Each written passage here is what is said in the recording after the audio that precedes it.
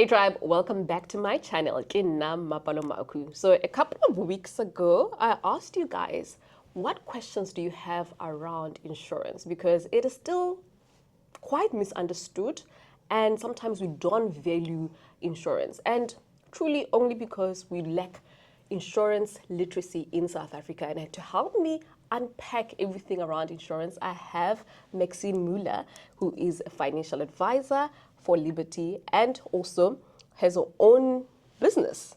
And That's you've been right. running it since 2022. That's correct. Hi, Mapalo. Thank you so much for having me today. I'm excited about this conversation. I know 100%. We had so many questions. Actually, 43 questions in total. Let's go. That is a lot of questions, right? So let's get into it, Maxine. The first one, and I didn't want us to run away from this question, and we actually just discussed it a little bit, and I love your approach to this question. Someone said, not only is it lack of insurance literacy, it's also a lack of trust surrounding insurance companies in general. Most of us as Black individuals have a singular point of reference, which is watching our parents pour money into insurance products for years on end and watching the pain they went through when the products inevitably did not pay out due to lack of transparency and disclosure. So, Mapalo, this is such a great question because it speaks exactly to the point of financial literacy and the lack thereof.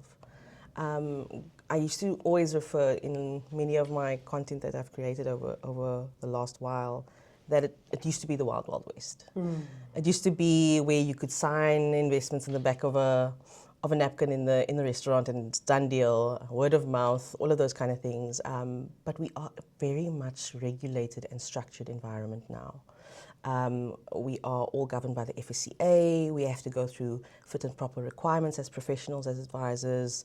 And it's quite I would say, compared to other professions, it's very, very highly regulated. So what that means is we have to inform the client at all times. There's certain TCF, which is treating customer fairly, requirements that needs to be met. And sorry to say, but those things now have to become part of regulation because of how things were dealt with in the past. And I think it's also just a systematic thing. We come from a past of where we were focusing on actually creating a future, focusing on survival, focusing on changing where South Africa is going, and these kind of things were just in the background. And it's not really at the forefront of how do I do this and how do I build and how do I protect my legacy. And it wasn't those questions. It was where do I sign and see you never. Now you have to see your clients once a year. You have to make sure that they understand what it is that they're putting in place. It has to be specifically tailored to what it is that their needs are at every point in time. And things need to be updated regularly as life changes. Yeah, and I think also for you as a client, you have every responsibility and right to request information. Absolutely. And if you don't understand something, say, hey, Maxine, please, whoa, we are moving too quickly here. Can you explain further? Let me go look at the papers. Let me think about it. Let me go read these papers. So I think also it's very important that people are not scared when they're sitting in front of a financial planner to say, you know what, let me go read, let me go ask more questions, and I'll email you and so that I can get further clarity on this. I think we also are living in a very busy time. Very. So sometimes it's not the best thing to leave a client with a whole lot of paperwork to go through. I always believe that every meeting you leave with another appointment. So that you can make sure that you have time set aside to go through the questions that they have. 100%. To go through the certain, let's unpack income protection. Let's unpack this. So if I decide to leave my work tomorrow, am I going to get paid my income forever? So those kind of key concepts needs to be discussed. 100%. And we take it sometimes for granted that our clients will just remember what we said. But that's why there's that ongoing interaction, those annual reviews, all of those things, so that the client is aware that this is their plan that they've crafted alongside someone who's accredited to help them. And it's something that they must be fully invested in and understand when they can claim, why they're claiming, what it's for, and all of those aspects. And I think it's what you're saying is very important, Maxine, because I always say when the client is informed and they know why the plan is in place, it's easier for them to stick with the plan even when life changes. 100%. Right? Okay, so now let's get into some of the other questions, specifically around life cover. Can you explain to us the difference between life cover and funeral cover? So life cover is a cover for your life. So if you are no longer there and you pass away, it will pay out when you pass on. So it's literally used for many different facets. I think that when people think that I don't have assets or I'm independent and I'm single, I don't need life cover. I don't have kids. I don't have kids. Yes. What would you say to someone who says, well, I don't need it because, well, who am I leaving this money to? Well, what is important to you? If anything happens to you tomorrow, and these are the key questions that we need to ask in those first meetings when we have with clients, anything happens to you tomorrow, what must be taken care of? And is it okay for you to now outsource what gets taken care of to the government, to the masters if you don't have a will, to the law of the land? So let me help you put in place what needs to be taken care of in the event that anything happens to you so that someone else doesn't have to take that last right away from you. And that is exactly what it's there for. It's to create liquidity in your estate. So if you have any assets, and even if you don't have assets, there's certain things that need to be wrapped up. There is people that need to be paid. There's certain checks that need to be paid for, like rates clearance, like what's the other ones? Many different checks that you need to go through, SARS, you need to go through those things, and these people need to be paid. And what I always tell people also is a financial advisor is there who comes with the money when those things happen. But there's a whole queue of people that we help you pay with what we come with. And so, yeah, it's definitely something you need to look at, but you're going to need less when you don't have all the other dependents. Yes. And your life cover will increase as your risks that you face increase over time. So when you have a bond, when you do have kids, when you do have a business, when you do have those things, your risk increases and therefore your exposure increases, and that's why you need more cover. Yeah, so definitely that makes sense for me. But let's say you are almost at retirement. You know, you've paid off the house, you've paid off the cars. Do you really need tons of life cover? No, not necessarily, because you now have that money in physical form that's going to pay out from your retirement savings. So it's kind of like a curve, right? Yes. You're spending now to secure the legacy that you've built, to secure that if anything happens to me tomorrow, what I have done to this point is actually secured. And then as you get older, less securing is needed because the debt goes away. You no longer have a bond, like you say. The kids are out of school. They're now financially dependent. You pump the money that you might have put through risk planning into more of your retirement planning, Yes. more of your emergency savings, more of your medical expenses savings during retirement. And it's a cycle. It's a life cycle where you put the money at what point in time. Not to say that you can't still hold onto the life cover portion during retirement, because it is, in my opinion, it is an asset. Yes, It's an asset that you can leave for your... that you can leave for your family, for generational wealth. And it's an asset that you can hold on to because you've paid it for maybe 20 years. And that's there for them and it's included in your planning. But the other ones of income protection, dread disease, disability, all of those kind of things, you might not need that when you get older. And obviously there's certain time frames for that as well. Yeah. So talking about life cover, at what point, if you have children, especially minor children, should you be leaving them as beneficiaries there? How does it work out Please no. in practice? So I have a 10-year-old and a 4-year-old. Should I leave them on my life policy as beneficiaries? Please no. And it's something that's really close to my heart, having minor children myself. You need to have a will. So much so that my business has gone to the point where we offer complimentary will drafting with a fiduciary company that offers the wrapping up of the estate as well as the setting up of the wills. Because too many times we put plans in place and then the will supersedes it and the plan doesn't go according to plan, and then the money that's left to kids is with the masters and you have to go to court every time with the guardian. Goodness, that sounds like a headache. So every single time you need something changed or for your kids, then you need to go to court. And that's not fair on them. Yeah. It's not They're fair on the already guardian. grieving let's take care of it now. Let's make sure that that's mitigated. And sometimes people are so scared of actually even looking at this kind of planning or going to look into a will because then it's going to happen tomorrow. That's also another thing that I get often, especially from our people. Yes.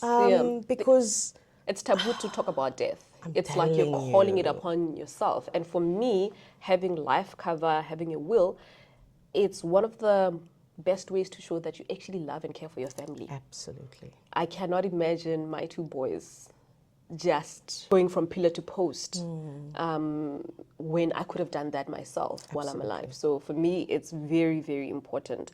Then the difference between, so you've mentioned that life cover obviously can pay out larger sums, make sure that risk is mitigated. What about funeral cover? I think that's the one, especially for our people, funeral cover, and people have layers and layers and layers of funeral cover. Yeah. So funeral cover is specifically that. It is to cover the expenses of a funeral. In the past, it was specifically where the person would come out and particularly buy the things that you need. But now we have funeral cover that pays out a lump sum and you get to use it. The problem with funeral cover is much more expensive for much less. And there's no underwriting or anything that goes into the process. And so sometimes because of that, there's not really a reduction in the cost because there's no real way of mitigating the risk. There is a short waiting period, but the person can pass away in a very short time. And so that's why the premium has to be higher. And also, like you say, there's layers upon layers of people, aunties, uncles, everyone that needs to be covered on this. And I think it is a perception with all the respect in the world towards, but it's about what do you need to actually cover? Do you need 100,000 for a funeral? And that's a very deep question, Maxine, because sometimes our funerals can be quite exorbitant. And truly for what? Right? I've seen people have like 6 funeral covers. Yep. And for me, I'm like, that amount of money you could be using towards something more significant. Absolutely. But let's address the question for someone who says, but I'm the main breadwinner. If any of these people pass away, eyes are going to be on me. What do I do? What is the solution then? So it genuinely just goes back to what do we need to cover? Yeah. Have a full understanding of what it's going to cost you and get covered for that amount. Get covered for that amount and not 100,000 full off the bat for everyone just because. Because you can funnel the other money that you're saving into your own protection. Sometimes we just think life cover, we don't think, what about lifestyle protection? Yes. Which is my income protection, my dread disease. You are your biggest asset, not your car, not your house, not everything you've acquired. You are your biggest asset. So if you can no longer earn your income, all of these things are going to come crumbling down. So then your income can be protected. Yeah. Okay, all right. So you mentioned something along the lines of underwriting. What is underwriting and why is it important? Because I'm sure people see ads or they receive calls, hey, we can offer you R1 million life cover. Yeah. Why does one need to be underwritten? So we at Liberty have a thing called pricing for the individual. Okay, so having underwriting up front when you're actually taking out these type of plans is so crucial because then there can be a full assessment done of the risk involved with covering your life. And sometimes when you get those calls, it's something you can just quickly get over the phone. Yeah. Something that you don't have to go through any bells and whistles for, but all the T's and C's come when it comes to claim stage. And that's actually when you need less admin. That's actually when you need more grace and more being able to just look at it as an asset. And so we do all of our underwriting up front so that the necessary coverage is put in place and secure, and then you don't get underwritten again unless you want to increase things. Yes. And the proper thing is put in place. So, for example, if you have any pre-existing conditions, they will assess it based on that. If there is anything that you've gone for major operation for, might be certain exclusions, they'll be able to assess it correctly. And I think it also lends to people saying, people don't pay. Yes, and I mean, that's the stuff that makes it on social media and the media. Absolutely. Versus, I look at your claim stats, and it's always upwards north of like 90%. That claims have been paid. Those are the stories that we do not get half the time. But so underwriting is you get a nurse to check all the stuff that, needs to be checked. Yeah. And then you come back to us and say, well, it looks like you have a history of this, so we can either load you or deny the cover altogether, or these are the terms on which we are accepting cover for you. That's it. And I know sometimes that's frowned upon, or it might be a bit overwhelming, the whole long process. But I'm of the opinion that let's rather do it now and get it out the way. And it's the advisor's responsibility to manage expectations with the client and saying, this is the process, this is the purpose of the process, this is the payoff for you in this process, and it's just about communication. Because communication is key. If the client fully understands why the questions are being asked, they will be so much more open to just being upfront about it. And then there will be no non-disclosure, which is the ones that hit the media. When something doesn't pay because there was something there's a diabetes option that was in the background somewhere, but the person got shot. Why didn't it pay? I think understanding fundamentally that because the person didn't declare that they had diabetes or that they were on those type of medication, a whole regeneration of how the policy would have looked had they known that information needs to be done. So disclose. Disclose. Yeah, as much as possible. If it's on your medical record, disclose. Because now there would have been no policy to begin with, and now obviously there's something else that happened, and it feels like, but you're not paying and it's not even related. It's not related. But there wouldn't have been a policy to begin with had we had that information at the levels. To begin with. So I think it really is, that's why I'm so excited about this conversation. It's about understanding financial literacy and understanding what you have in place and how you can claim and what it's there for. So another question then I see quite often, people say, but is insurance really an investment? Is it an investment? Why can't if I cancel, why can't I get my premiums back? I've been paying this thing for 20 years. Insurance is a scam. That's where you get people say things like that. Why? Explain to us exactly risk versus investments. Another one that I love. Because when you look at it, if you take R1 million, how long will it take you to save that R1 million? Based on what you can actually put away. But the way in which you can buy R1 million and look at it as an asset in your plan is if you're willing to pay a few $100s to secure it. So that's number one. Number two, we don't ask why we're not getting our money back when we're paying our car insurance. But yet we do it when we're looking at our life insurance. So what life cover is and what you're paying for is for that month you have peace of mind. For that month you have peace of mind that if any of these eventualities happen, I am fine.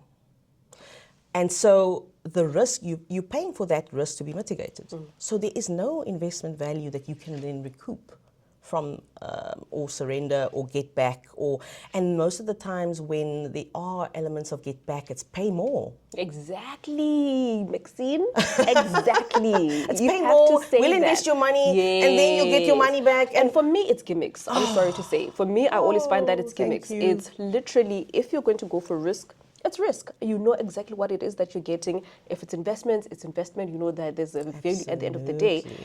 For me, if any time there is, no, we can pay you back this and that, trust me, you are paying for that. Absolutely. You are paying for it. Versus saying, I'm going to go purely for a risk policy and the rest, I'm going to put it towards my investment.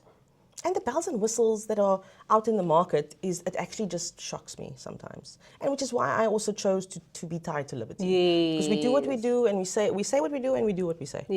And so at the end of the day, I don't care about the smoothies, I don't care about the points, I want to know that when these things happen, that I'm going to be okay. 100%. And the people that I care about is going to be okay. 100%. Yeah, one thing I can tell you, just from my own personal experience, the underwriting is rigorous. But for me, I would rather go through that rigorous process and know exactly that my family is covered, I'm covered, and there are no gimmicks in between. Okay, so now we've spoken about life cover, we've spoken about funeral cover, we've spoken about the history around insurance and especially concerning Black people and their mistrust. You've addressed that. Let's get into income protection. What is income protection and why is it important? So income protection is protecting your biggest asset, which is your income earning capacity. So the biggest misconception is it's not going to pay when it's things that's within your control. So if you're going to be fired, it will not pay. If you're going to resign tomorrow because you just I'm tired. It's not going to pay. It's going to pay in cases that are out of your control, because that is what insurance is all about. It's mitigating the risk of things that are out of your control. So you fall ill. You're unable to go to back to work for a short period of time temporarily or permanently until you're at retirement age. Liberty will then stand in the feet of your employer and then make sure that you still get your income, that the amount that you've been covered for, until your retirement age one day. And there's still increases that come with that every year. So it's to literally protect your lifestyle. And that's the name of our flagship product, Lifestyle Protection. It's to make sure that you don't get left in a state hospital somewhere and get forgotten because you now can no longer earn your income. It's to make sure that you can continue to live a full life and still contribute towards your own retirement because you're still earning the income that you're earning. And the only problem is you can't, it's legislated, so you can't be insured for more than you earn. You need to make sure that at any point in time when that changes, that it is covered. And those are the kind of things that But you have to go through the mainstream. underwriting process, isn't Yes. it? Again. No, not really. So you need to make sure that they understand, okay, have I changed jobs or have I changed roles or have I changed industries? Or is it just an increase in my income? Okay. So if it's significantly more, remember there's annual benefit increases that gets added to your plan. And those annual benefit increases normally increase your income protection by the amount that you'd get in an increase. Right? But when you want to now significantly change your income protection, you do need to go for underwriting. So it doubled, I now moved into a completely different role, I now need to be underwritten in that role. Okay, yeah. I understand. I actually did an interview with a lady who had income protection and critical illness. And she took it out as like one of those things, okay, let me just get it done. And she got cancer. She ended up paying 1.8 million rand in bills. And she says this tiny thing that she just kind of got because, she was sitting in front of a financial advisor, saved her life. And I think that's the thing. Normally we think, it won't be me. It won't be me. Those things happen to other people, right? Yeah. And I think sometimes we forget that that can be you as well. There is none of us that can say that nothing's going to happen to us for the next minute. But let alone 15 years. What fascinates me is it's easier to convince people to get car insurance. And you're not saying, I'm going to get into a car accident, and yet for your own life.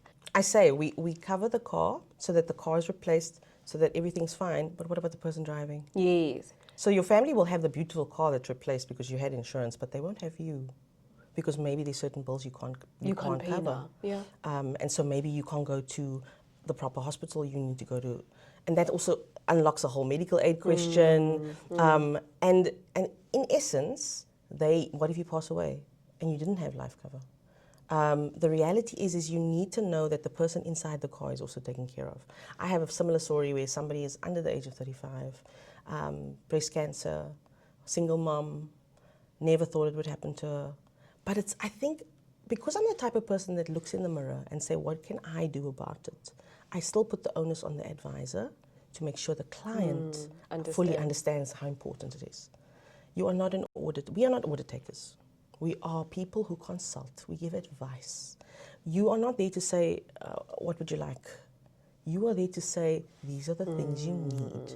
And if we hold space for our clients in a way that we see how important, that they now see how important it is, then I think there will be a whole shift in more people getting covered for the things that are necessary for them. And people getting advice. Absolutely. That's not a cultural thing for South Africans.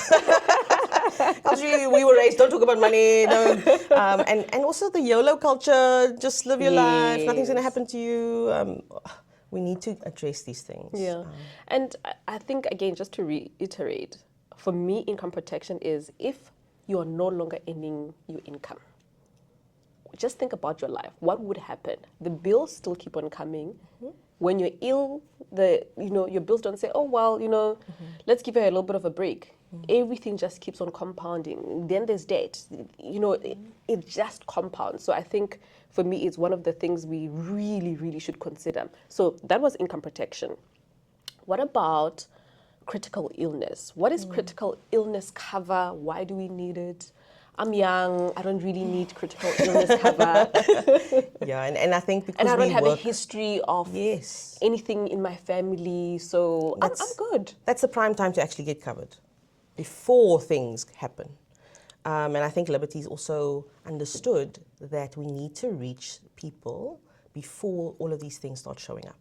And that's why we've taken a hard stance at a starter market proposition that looks at people under the age of 39 in taking away some of the rigorous elements of underwriting that we spoke about earlier and actually just getting them covered because they're healthy in the shortest space of time, because we also those people who don't have a lot of time. And so we need to move with the times and move with our clients and get those things in place. So critical illness is vitally important. If there were two things that you need to have, is make sure there's a bit of liquidity in your estate to make sure your family's fine.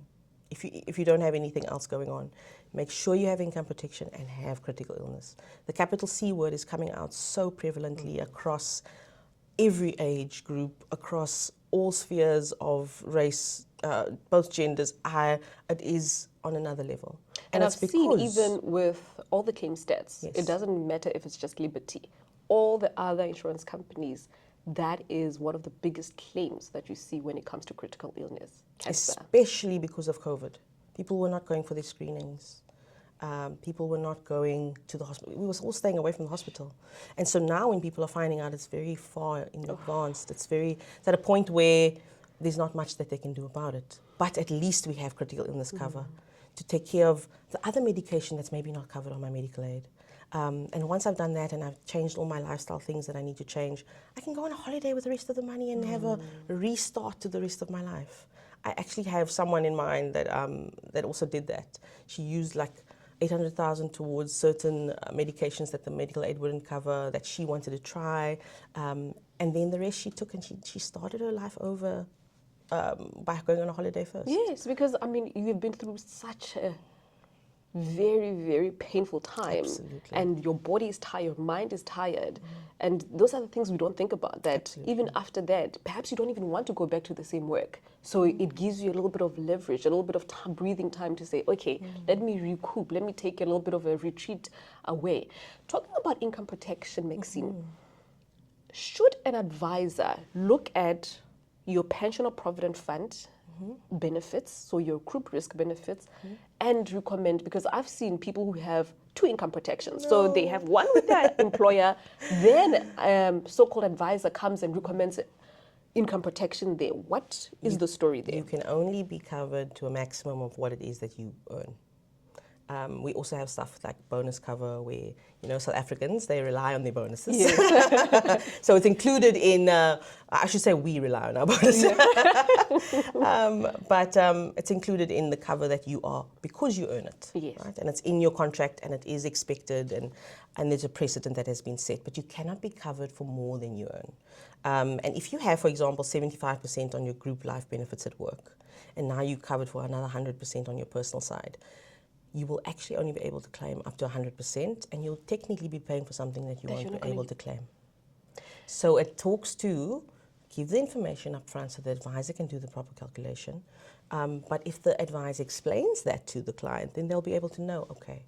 And I don't want to put all the onus on the advisor, but I do want to say that if you explain it correctly as to why we need it, then they'll be able to see. Nobody wants to pay for something they won't be able to claim. Yes, yep.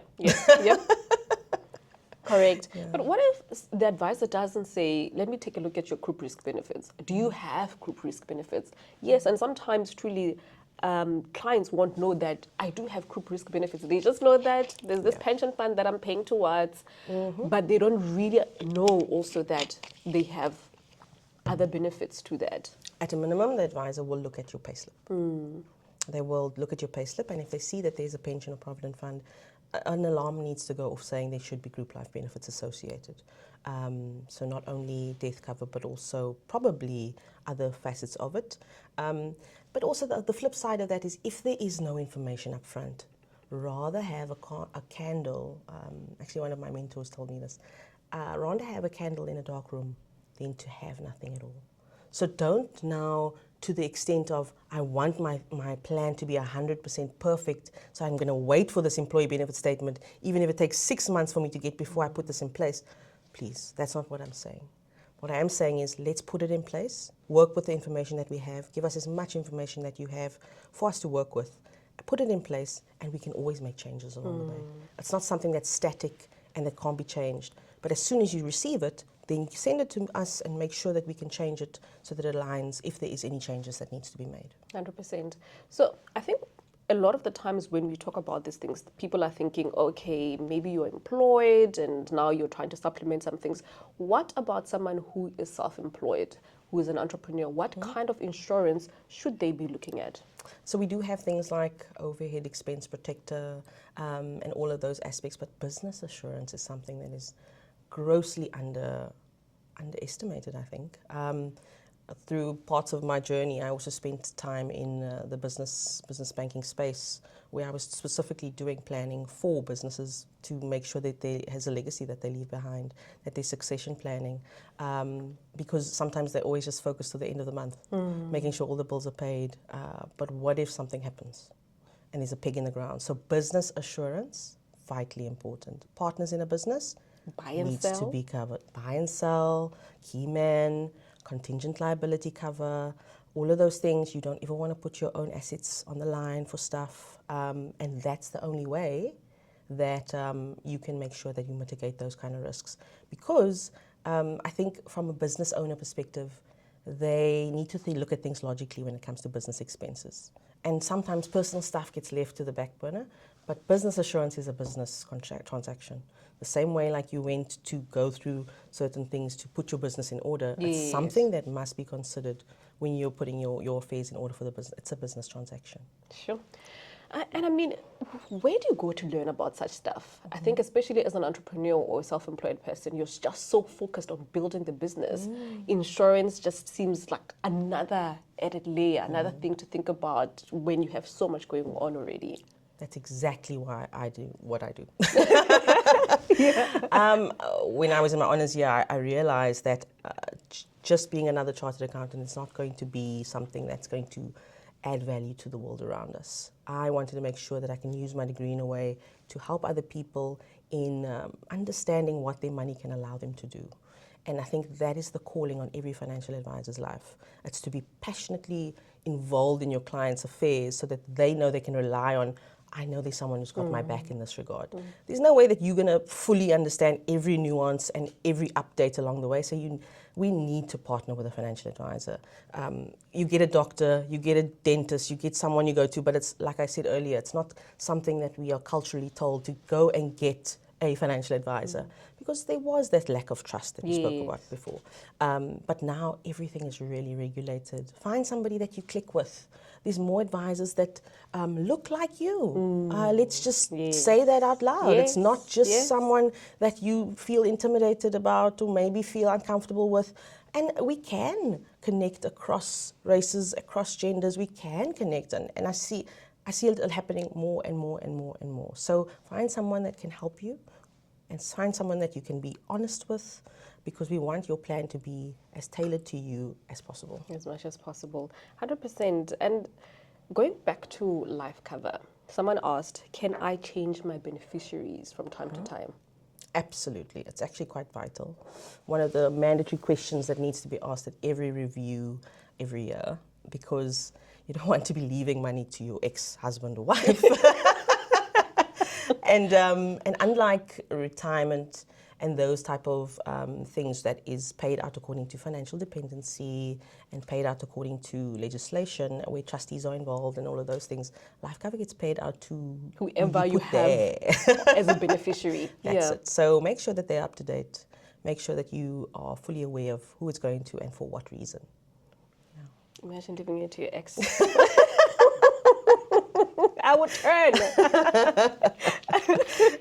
All right. So someone says, what is a risk profile? Charging based on areas, hidden disclaimers about claim investigations. What is that? Like I said, we do pricing for the individual.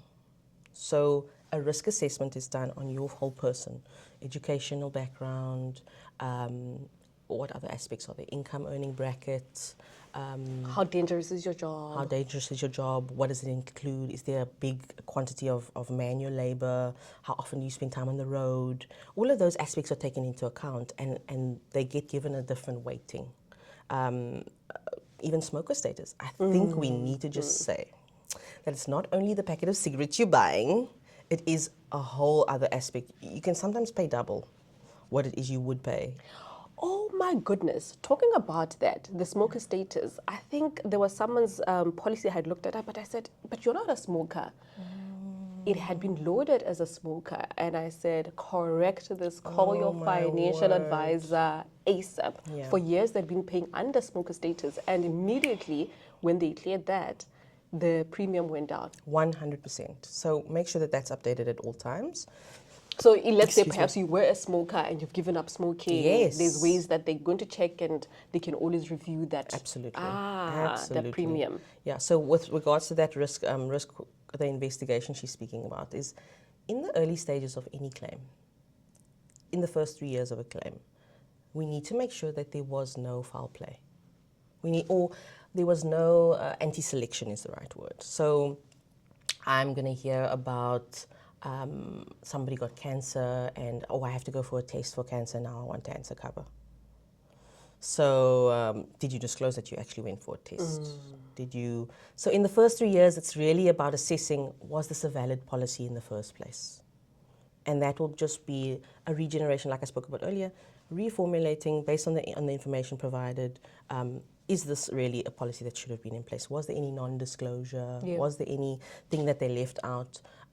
Because people panic when it comes to, I find out something, I'm going to get retrenched, I need retrenchment cover. It doesn't work like that. It's a little bit too late. Yes, so it's rather better to have something and not need it than to need something and not have it. Because that is the point of it all. So when people say, they don't pay, why do I have to have insurance? It's because there are so much other aspects of it that we need to check in the early days. That why was this put in place? If you're going to pay for something for 20 years, and then we have to do a whole regeneration of the policy. So it's making sure that everything is disclosed up front, making sure that there's no issues, and I promise you, it's not a case of we don't want to pay. We do everything in our power to make sure that the claim is paid, because that was the promise that we left our client. That was the asset that they could look at. And normally when they take longer to process a claim, it's because certain things have come up. And we will never, ever say, decline. You were actually looking for reasons to pay. Yeah. Not reasons to not. Yeah. Someone also asked, is life cover transferable? No. So you are covering your life. And if you are assessed and you are covered, your life, it's not transferable. And I think it speaks nicely to another question that was here, where someone says, should you let your family know that you have life cover, or should you let your family take out life cover on you? Because I think, that there was that Netflix show where that lady just took on life cover and did very fraudulent stuff. If you have a family, should they know that you do have life cover? Do you have some sort of life book, or you know your family? Yeah. You need to have a life book, yes, and you need to keep all your important documentation. I call it my red file for my clients. It's easy to spot. Everyone knows where it is, and I think we need to get over the fact of being uncomfortable about talking about death, being uncomfortable about talking about what's going to happen, because it actually is a conversation where you show the people that you care about that you actually care, that everything is in order, and you're not going to leave them struggling and stranded to put pieces of the puzzle together. So definitely, we need to make sure that you have a life plan or a life book. I think also we need to just take a moment to say that people, when it comes to money, people change.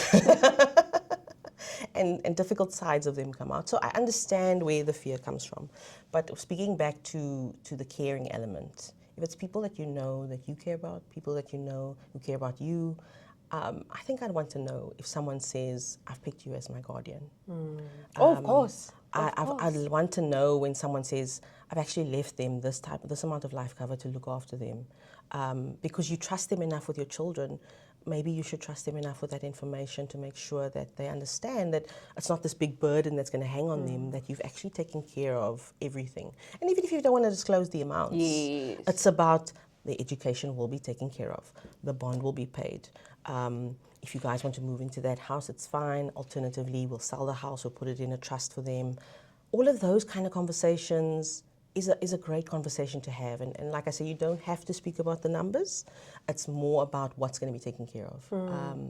And we need to build that important conversations around those things, because then people will put up their hand and say, where did you get that kind of advice? I need to make sure mine is taken care of as well. 100%. And I think the sooner we start having these tough conversations, the more we get good advice. Absolutely. The more we get good advice, because now we have dismantled this taboo around money. Absolutely. That's what we really, really should be doing. So someone else asks, please explain the concept of being over-insured.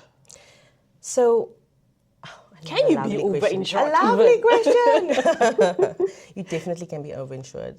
The thing worse than being underinsured is being over-insured, actually. It's because there's no need for you to have millions and millions and millions in life cover, and then you don't have any cover when it comes to income protection or dread disease or critical illness. You kind of are just mitigating against one risk. And what is it actually going to pay for? So when I do a calculation, or my team does a calculation, or when we sit and we unpack a client with a financial needs analysis, is we look at what is a priority upon death. Do you want to leave the kids a certain amount of income until they're a certain age? Do you want who's going to be getting what? And we then get to a number that's not thumb-sucked. It's not that call that you get, get $1 million life cover. It's specifically tailor-made to the variables and the certain assumptions within your plan. And it speaks to your will, like I said, and it will pay out accordingly. So there is a specific number. And on lump sum disability and dread disease, it's more or less a function of your earnings, right? So you want to make sure that for a certain amount of time, you either are going to focus on getting better, not having to worry about bills or lifestyle changes that need to happen, but you're actually going to focus on what it means to just get better and go back to work. Yeah. And I like what you said, that being overinsured also, what is the point of it? Because then it means you're channeling all your money towards one thing.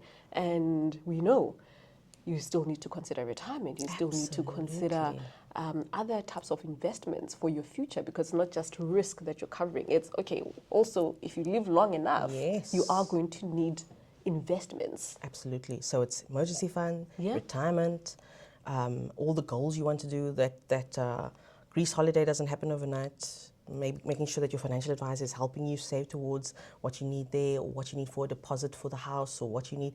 There's so many facets of it. And so every cent you spend, you overspend in a certain area, is going to be a waste in another. Even thinking about kids, we all want to send them to the best schools. We all want them to have the best opportunities in life. But there needs to be a limit as well. Because are your kids going to be your retirement plan? Perpetuating black tax, let's call it that. Let's call it what it is. Let's call it what it is. You have to take care of yourself as well. Not, you can't be thinking that my kids are going to be imagine my poor babies. Exactly. The thought of it just makes me so sad. It's so sad. Yeah. How can I expect them to take care of me when they have to be living their lives? Because I can just imagine my own life right now. There are so many things I need to take care of. So imagine having to add that to the things that they need to take care of when they're older. And it's not like you don't want to send them to the good school. You send them to the Yeah, good school, yeah. but they don't have to do every extramural. They don't have to be in a kit that you bought because it must be better than the kit the school provides.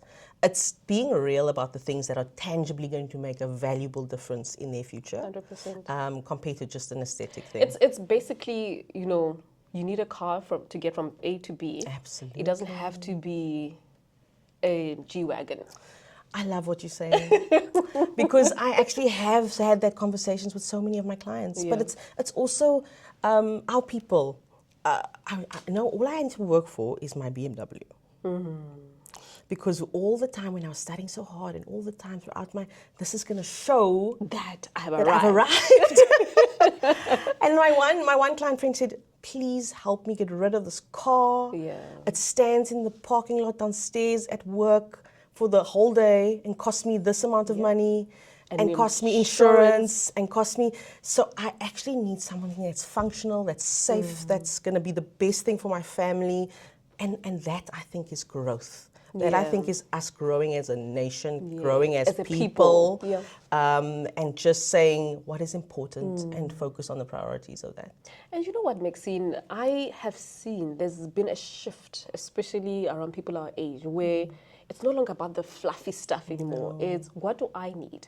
What am I building for myself and for my family? What is the most practical thing that I can do? Still live a comfortable lifestyle, but make sure that I take care of the very important things, which is my investments, building real wealth, not just what you look like. Exactly. Right? And making sure that you do have a retirement plan. And yes, taking care of your responsibilities around your kids as well. So I definitely think we are slowly but surely moving in the right direction. So having said that, what do you want people to take away from this conversation if you had the next 5 minutes, maybe less? Definitely less. I think this is a well thought out question. What would you want people to know around insurance, the importance of it, and why they should consider it as part of their financial plan? I think when I agreed to do this conversation, it was the reason why it was so important to me was because when people say, what are your questions about insurance? The first thing they say is car. The first thing they say is home. The first thing they say is medical aid, gap cover. And they say it's expensive. Yeah. So I want to make sure that people leave from this conversation knowing that you are your biggest asset. You are your biggest asset. You and your income earning capacity, the way in which you do it, regardless of whether it's through a business or if you are employed, you are your biggest asset, and that needs to be protected. We are in an era where we need to make sure we are mitigating against the risks and building a legacy for ourselves, firstly, and the people that we care about. And that can only be done through these types of risk mitigation channels. And it's not all the doom and gloom, and it's not all the things that get people depressed. It's also the sexy stuff. I think that's my catchphrase, the sexy stuff. It's about the holidays. It's about the deposits on the home, on the car. It's about making sure that people are getting those things done that's going to get them closer to that Disney holiday for the kids. You don't want to talk about it when they're 2 and then when they're 18 they still haven't gone because we didn't plan for it. So having a plan, making sure you have a person that you can trust to help you through planning, all of those aspects is just really what speaks to my heart. And you have communicated that extremely, extremely well, Maxine. Thank you so much for joining us.